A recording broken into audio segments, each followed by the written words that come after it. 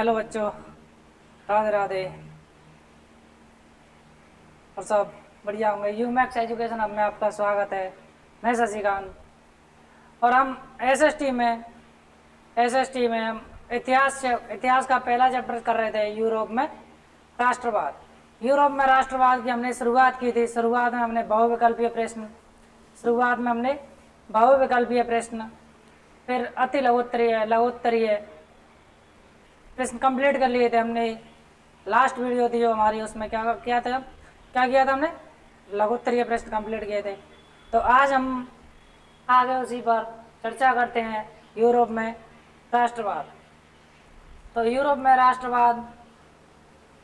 तो आज हम यूरोप में राष्ट्रवाद के दीर्घोत्तरीय प्रश्नों पर क्या करेंगे, चर्चा करने वाले हैं। दीर्घोत्तरीय प्रश्न। पोलैंड में पहला प्रश्न दीर्घोत्तरीय में। बेटा सभी तैयार हो जाओ, कॉपी ले लो, नोट्स बना लो। जैसा लगे वीडियो को दोबारा आगे पीछे करके, जैसे भी है, जैसे आपको उचित लगे वैसे आप नोट्स बना सकते हैं। नोट्स बनाने के फ़ायदे क्या होते हैं बेटा, ये किसी दिन इसके हम एक स्पेशल वीडियो बनाने वाले हैं। नोट्स बनाने के फ़ायदे और नुकसान। नुकसान तो क्या होगा नोट्स बनाने का, नहीं, फ़ायदे बताएंगे। क्या बताएंगे? फ़ायदे। अब सबसे पहला प्रश्न है हमारा, पोलैंड में राष्ट्रीय भावनाओं के विकास में भाषा ने महत्वपूर्ण भूमिका निभाई, उदाहरण देकर समझाइए। पोलैंड में राष्ट्रीय भावनाओं के विकास में भाषा ने महत्वपूर्ण भूमिका निभाई, उदाहरण देकर समझाइए। पोलैंड में राष्ट्रीय भावनाओं के विकास में भाषा ने महत्वपूर्ण भूमिका निभाई। रूसी कब्जे के बाद पोलिश भाषा को स्कूलों से बलपूर्वक हटाकर रूसी भाषा को हर जगह जबरन लादा गया। क्या कर दिया? रूसी भाषा को क्या, रूसी कब्जे के बाद, मतलब रूस को किस में लेने पर, रूस के कब्जे के बाद पोलिश भाषा को स्कूलों से बलपूर्वक हटाकर, मतलब जो पोलैंड की भाषा थी, कौन सी थी? पोलिश। पोलैंड की भाषा कौन सी थी? पोलिश। उसे हटाकर, पोलिश भाषा को हटाकर कौन सी भाषा लाद दी गई? जबरन रूसी भाषा। किसे लादा गया? रूसी भाषा में 1831 में रूस के विरुद्ध एक सशस्त्र विद्रोह हुआ, जिसे आखिरकार कुचल दिया गया। कब हुआ था बेटा सशस्त्र विद्रोह? 1831 ईस्वी में। 1831 ईस्वी में। इससे अनेक सदस्यों ने राष्ट्रवादी विरोध के लिए भाषा को एक हथियार बनाया। किसे बनाया? राष्ट्रवादी विरोध के लिए भाषा को क्या बनाया बेटा? एक अधिकार बनाया। चर्च के आयोजन और संपूर्ण धार्मिक शिक्षा में पोलिश का इसकी बड़ी संख्या में पादरी और बिशपों को जेल में डाल दिया गया। चर्चों के पादरियों को किसमें डाल दिया गया बेटा? जेल में डाल दिया गया। इस तरह पोलिश भाषा रूसी प्रभुत्व के विरुद्ध संघर्ष के प्रतीक में देखी जाने लगी। तो पोलिश भाषा किस में देखी जाने लगी? विरुद्ध संघर्ष के प्रतीक के रूप में देखी जाने लगी। अब बेटा हमारा आता है अगला प्रश्न, नेक्स्ट प्रश्न जो भी है। नेक्स्ट प्रश्न है बेटा हमारा, फ्रैंकफर्ट संसद के जर्मन राष्ट्र निर्माण में योगदान का उल्लेख कीजिए। फ्रैंकफर्ट संसद के जर्मन राष्ट्र निर्माण में योगदान का उल्लेख कीजिए। किसका संसद का नाम क्या था? फ्रैंकफर्ट संसद। जर्मन इलाकों में बड़ी संख्या में फ्रैंकफर्ट शहर में मिलकर एक सर्व जर्मन असेंबली के पक्ष में मतदान का फैसला किया। किसके पक्ष में? सर्व जर्मन असेंबली के पक्ष में मतदान का फैसला किया। 18 मई, कब बेटा? 18 मई 1848 को निर्वाचित 831 निर्वाचित प्रतिनिधियों ने एक सजे धजे जुलूस में जाकर फ्रैंकफर्ट संसद में अपना स्थान ग्रहण किया। कितने सदस्यों ने किया था? 831 सदस्यों ने।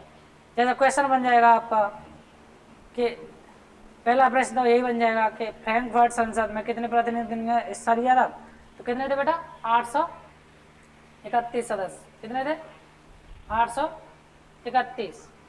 कब लिया था? 18 मई 1848। 18 मई 1848। यह संसद सेंट पॉल चर्च, यह संसद कहाँ थी? सेंट पॉल चर्च में आयोजित हुई थी। कहाँ पर हुई थी? सेंट पॉल चर्च में आयोजित हुई थी। क्वेश्चन यहाँ से भी बन सकता है कि फ्रैंकफर्ट संसद कहाँ पर आयोजित हुई थी? कहाँ पर आयोजित हुई थी बेटा? सेंट पॉल चर्च में। उन्होंने एक जर्मन राष्ट्र के लिए एक संविधान का प्रारूप तैयार किया। कहाँ पर संविधान का प्रारूप तैयार हो गया जर्मन के लिए? फ्रैंकफर्ट संसद या सेंट पॉल चर्च में। संविधानवाद की राष्ट्रीय मांग को राष्ट्रीय एकीकरण की मांग से जोड़ दिया गया। संविधानवाद की राष्ट्रीय मांग को किससे जोड़ दिया गया? राष्ट्रीय एकीकरण की मांग से। उन्होंने बढ़ते जन असंतोष का फायदा उठाया और एक राष्ट्र राज्य के निर्माण की मांगों को आगे बढ़ाया। तो उन्होंने किसका फायदा उठा लिया? जो जनता में क्या बढ़ रहा था? असंतोष बढ़ रहा था। क्या बढ़ रहा था? असंतोष नहीं बेटा, संतोष। क्या? जनता में फ्रैंकफर्ट संसद के प्रति क्या बढ़ रहा था? संतोष बढ़ रहा था। उसका क्या उठाया उन्होंने? फायदा उठाया और एक राष्ट्र राज्य के निर्माण की मांगों को आगे बढ़ाया। कैसे आगे बढ़ाया? एक राष्ट्र निर्माण की मांग को आगे बढ़ाया। जैसे कि आज हमारे यहाँ पे चल रहा है एक राष्ट्र एक चुनाव। कौन सा चल रहा है? एक राष्ट्र एक चुनाव। अब इसके फायदे और नुकसान को हम आगे कभी एक वीडियो अलग से बना देंगे उसी के बारे में।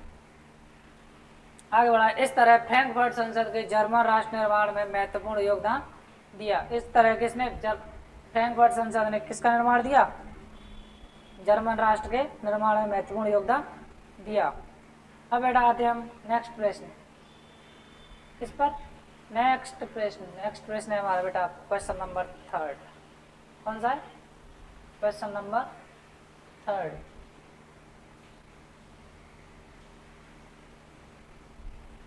क्वेश्चन 3 है 1873 के बाद बाल्कन क्षेत्र सॉरी बेटा 1871 के बाद बाल्कन क्षेत्र यूरोप में गंभीर राष्ट्रवादी तनाव का कारण बन गया। कथन के संदर्भ में 3 तर्क दीजिए। 1871 के बाद कब बेटा? 1871 के बाद बाल्कन क्षेत्र यूरोप में गंभीर राष्ट्रवादी तनाव का कारण बन गया। किसमें? यूरोप में। यूरोप महाद्वीप में कौन बन गया? बाल्कन क्षेत्र। कथन के संदर्भ में 3 तर्क दीजिए। इसका पहला तर्क हो जाएगा बेटा, बाल्कन क्षेत्र में यूरोप के अनेक देश अपना प्रभुत्व बढ़ाना चाहते थे। अनेक देश क्या चाहते थे? प्रभुत्व बढ़ाना। इसलिए उन्होंने वहां की समस्या को और भी उलझनपूर्ण बना दिया। क्या बना दिया? समस्या और उलझनपूर्ण बना दी गई। बाल्कन क्षेत्र एक के बाद एक उसके अधीन यूरोपीय राष्ट्रीयताएं उसके चंगुल से बाहर निकलकर स्वतंत्रता की मांग करने लगी। क्या करने लगी? स्वतंत्रता की मांग करने लगी। अब दूसरा हो जाएगा, बाल्कन लोगों ने आज़ादी या राजनीतिक अधिकारों के अपने दावे को राष्ट्रीयता का आधार दिया। क्या दिया? बाल्कन लोगों ने आज़ादी या राजनीतिक अधिकारों के अपने दावे को राष्ट्रीयता का आधार दे दिया। अब तीसरा हो जाएगा यहाँ से, तीसरा, उन्होंने इतिहास का इस्तेमाल यह साबित करने के लिए किया कि वे कभी स्वतंत्र थे किंतु विदेशी शक्तियों ने उन्हें अपने अधीन कर लिया। क्या क्या इस्तेमाल किया उन्होंने? क्या साबित कर दिया? कि वे कभी स्वतंत्र थे। भाई स्वतंत्र ही थे पहले। पहले कौन गुलाम था? जो विदेशी शक्तियाँ कुछ आई, कुछ विदेशी शक्तियाँ आई, कुछ हमारे यहाँ के लोग थे। उन्होंने क्या कर दिया?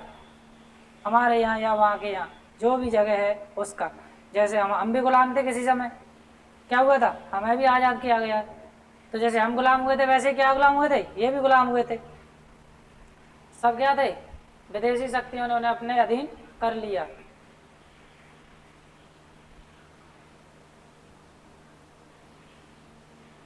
अब बेटा हम आते हैं नेक्स्ट प्रश्न, प्रश्न नंबर 4। कौन सा है? प्रश्न नंबर 4। एकीकृत इतावली गणराज्य के निर्माण में काउंट कैमिलो दे काबूर की भूमिका को स्पष्ट कीजिए। काबूर, काबूर या कैबर। काबूर कौन था बेटा? एक काउंट कैमिलो दे काबूर क्या था? एक व्यक्ति। कौन था? एक व्यक्ति। एकीकृत इतावली गणराज्य के निर्माण का वास्तविक श्रेय कैबूर या काबूर को ही जाता है। किसे जाता है? कैबूर को ही जाता है। किसके? इतावली गणराज्य के निर्माण का वास्तविक श्रेय किसे जाता है? काबूर को जाता है। 1852 में वह सार्डिनिया का प्रधानमंत्री बना। कहाँ का, सार्डिनिया का प्रधानमंत्री बना तथा इटली के एकीकरण के कार्य में जुट गया। किसका, इटली के एकीकरण के कार्य में जुट गया। उसने अपनी कूटनीतिक चालों द्वारा इस कार्य को पूरा किया। कौन सी चाल है, कूटनीतिक चाल है। अब अपने यहाँ बेटा ये प्रश्न है, इसे आप मुझे कमेंट में बताओ कि हमारे यहाँ कूटनीतिज्ञ किसे बोला जाता है, किसे बोला जाता है, कूटनीतिज्ञ किसे कहा जाता है। उसने कई युद्धों में भाग लेकर इटली के राज्यों को सार्निया के साथ मिलाने का प्रयत्न किया।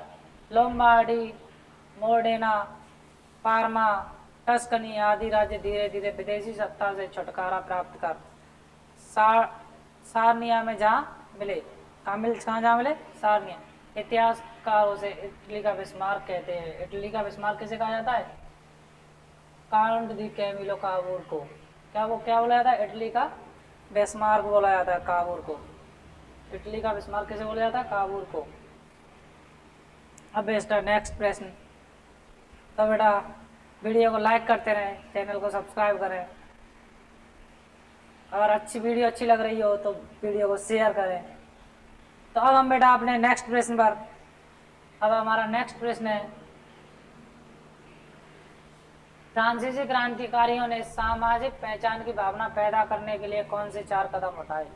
अब बेटा सामाजिक पहचान, अब सामाजिक पहचान क्या होती है, सामाजिक पहचान ही क्या होती है, समाज के अंदर जो पहचान बनती है उसे क्या बोलते हैं, सामाजिक पहचान।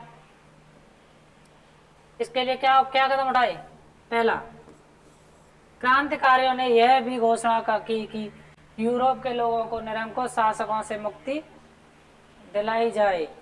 क्रांतिकारियों ने क्या घोषणा कर दी, यूरोप के लोगों को निरंकुश शासकों, निरंकुश का मतलब क्या होता है, जिन पर किसी का अंकुश ना हो। क्या होता है, जिन पर किसी का अंकुश ना हो, वो क्या कहलाते हैं, निरंकुश कहलाते हैं। तो क्या किया उन्होंने, मुक्ति दिलाई जाए। अब दूसरा क्या था बेटा, एक नया फ्रांसीसी झंडा तैयार किया गया जिसने पहले के राजध्वज की जगह ले ली। क्या किया गया, एक नया झंडा क्या किया गया, तैयार किया गया, फ्रांसीसी झंडा। उसने जो पहले झंडा था जो भी था उसकी क्या ले ली, जगह ले ली, उसकी जगह ले ली। तीसरा पॉइंट क्या था, सक्रिय नागरिकों द्वारा चुनी गई एक सभा का गठन किया गया जिसका नाम नेशनल असेंबली रखा गया। क्या रखा गया, नेशनल असेंबली। जो व्यक्ति किसी काम में बढ़ चढ़ कर हिस्सा लेते हैं उन्हें क्या बोलते हैं, सक्रिय नागरिक बोला जाता है। तो सक्रिय नागरिकों द्वारा चुनी गई एक सभा का गठन किया गया। सक्रिय नागरिक थे जो, उन्होंने क्या चुना, एक सभा को चुन लिया, गठन किया, जिसका नाम क्या रख दिया, नेशनल असेंबली रख दिया गया। चौथा क्या किया गया, राष्ट्र के नाम पर नई नई स्तुतियाँ रची गई।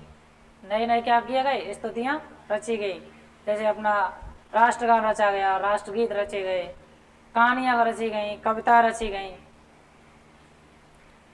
शपथें ली गई और शहीदों का गुणगान किया गया। और शहीदों का क्या किया गया, गुणगान किया गया। भाई शहीदों का तो गुणगान किया जाना चाहिए, बिल्कुल।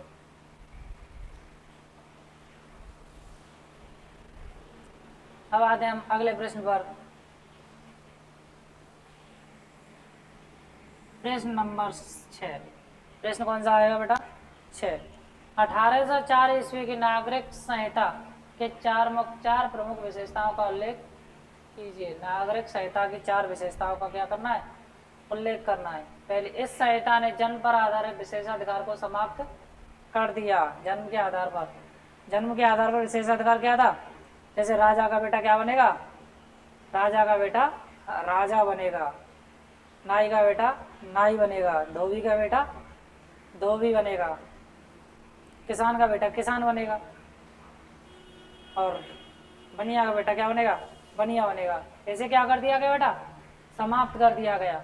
इसने कानून के, दूसरा क्या था, इसने कानून के समक्ष बराबरी और संपत्ति के अधिकार को सुरक्षित बनाया। इसने कानून के समक्ष किसका, बराबरी का होना भी चाहिए। कानून के समक्ष, कानून सभी के लिए क्या है, बराबर है, और संपत्ति का अधिकार को सुरक्षित बनाया। अब तीसरा, इस संहिता को ने प्रशासनिक विभाजनों को समाप्त किया, सामंती व्यवस्था को खत्म किया और किसानों को भू दासत्व और जागीरदारों से मुक्ति दिलाई।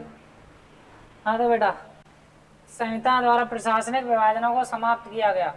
प्रशासनिक विभाजनों को क्या कर दिया गया? समाप्त कर दिया गया। सामंती व्यवस्था को क्या कर दिया? खत्म किया गया। सामंती व्यवस्था क्या होती है? जैसे राजा महाराजा के यहाँ काम करने वाले क्या होते हैं? सामंत बोले जाते थे। सामंत बोले जाते थे। उन्हें काम कराया जाता कैसे?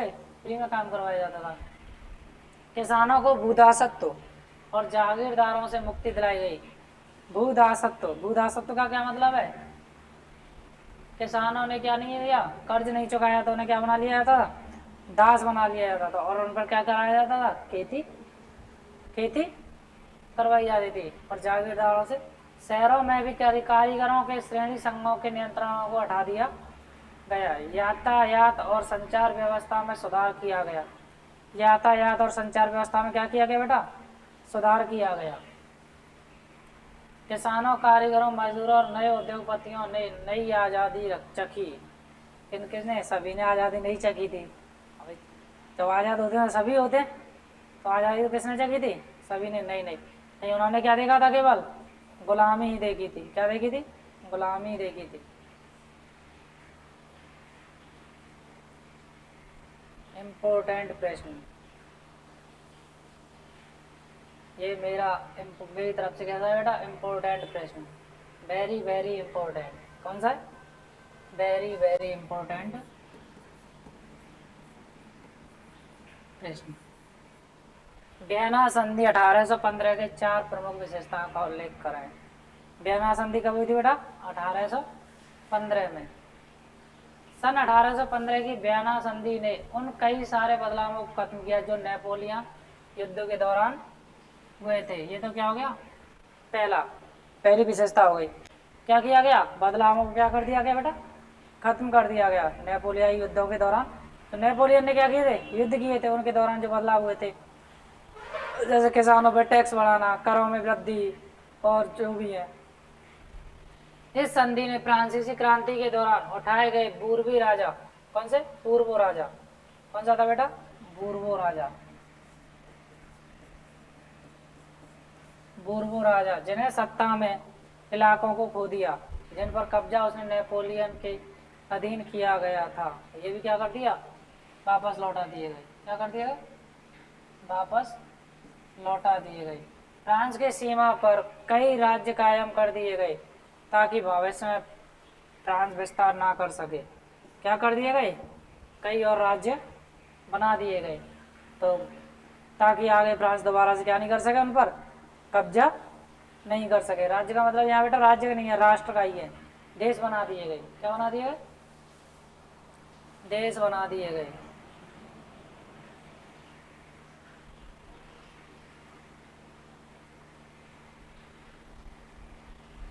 प्रशा को उसकी पश्चिमी सीमा पर महत्वपूर्ण नए इलाके सौंपे गए।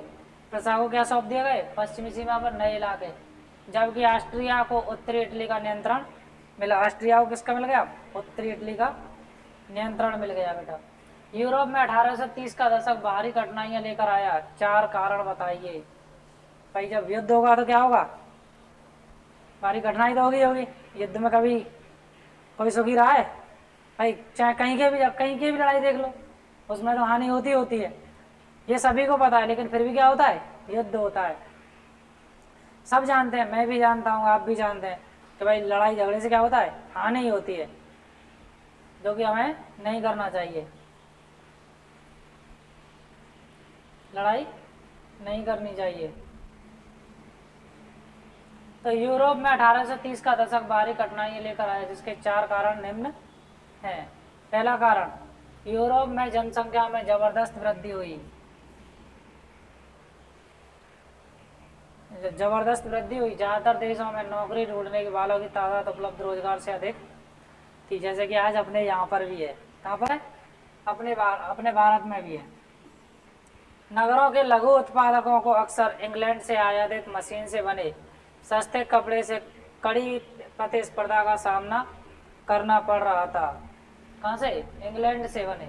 तो इंग्लैंड से मशीन द्वारा जो कपड़ा आयातित होता था, उसकी क्वालिटी भी कैसी होती थी बेटा, अच्छी होती थी, और कैसा होता था, सस्ता होता था। तो उससे क्या करना पड़ा, प्रतिस्पर्धा करनी पड़ी। यूरोप के उन इलाकों में जहाँ कुलीन वर्ग अभी भी सत्ता में था, प्रतिस्पर्धा कहाँ करनी पड़ी, जहाँ कुलीन वर्ग अभी भी सत्ता में था। जर्मन एकीकरण, नेक्स्ट प्रश्न।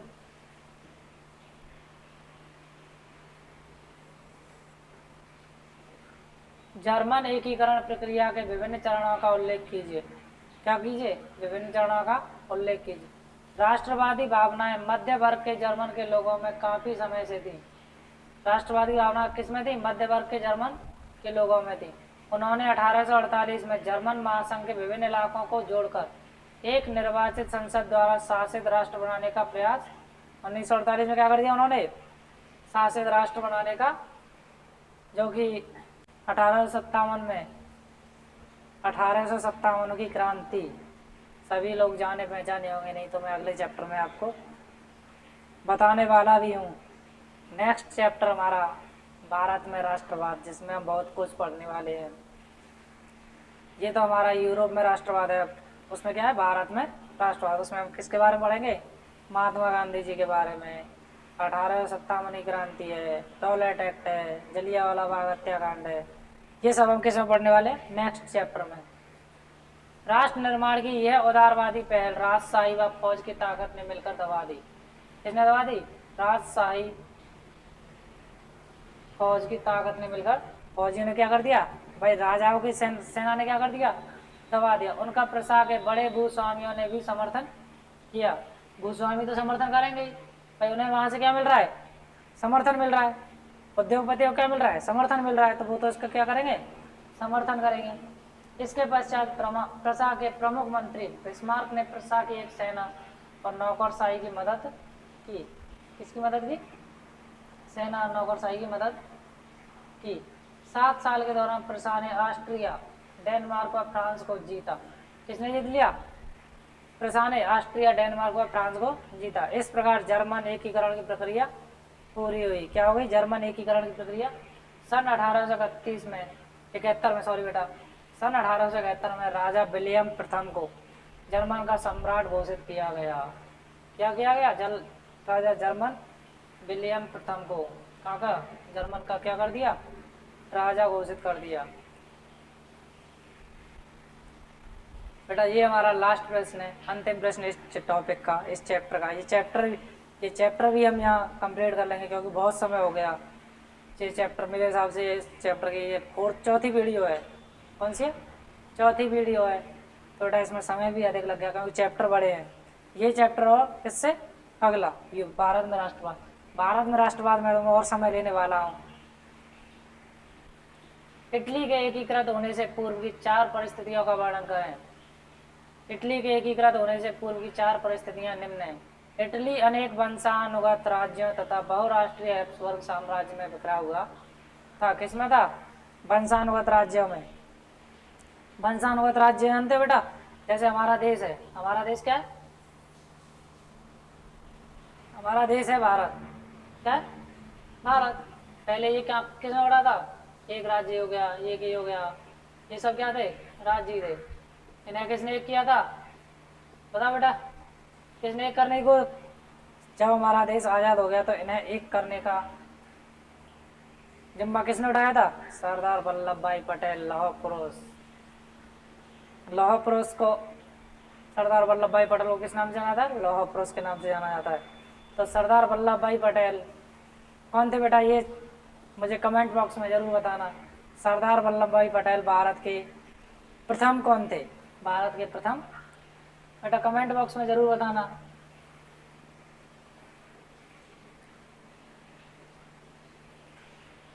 उन्नीसवीं शताब्दी के मध्य में इटली 7 राज्यों में बटा हुआ था। किसमें बटा हुआ था, जिनमें से केवल एक सानिया पीडामोंट में एक इतावली गणराज्य का शासन था। उत्तरी भाग ऑस्ट्रियाई हैब्सबर्ग के अधीन था। मध्य इलाकों पर पोप का शासन था और दक्षिणी क्षेत्र स्पेन के बूर्बो राजाओं के अधीन था। किनके, बूर्बो राजा। इतावली भाषा ने भी साझा रूप हासिल नहीं किया था। और अभी तक उसके विविध क्षेत्रीय और स्थानीय रूप मौजूद थे। कैसे थे? स्थानीय। तो बेटा ये चैप्टर आपकी समझ में आया होगा, मैं आशा कर सकता हूँ ये चैप्टर आपने तल्लीनता से पढ़ा होगा, नोट्स बनाए होंगे। अगर नहीं बनाए तो ये वीडियो को दोबारा से रिपीट करके नोट्स बनाएं। और ये चैप्टर हम आज यहाँ कंप्लीट करते हैं। तो वीडियो और अच्छी लगी हो तो चैनल को सब्सक्राइब करें, लाइक करें और वीडियो को शेयर करें और कमेंट करके हमारा मनोबल बढ़ाएं। धन्यवाद।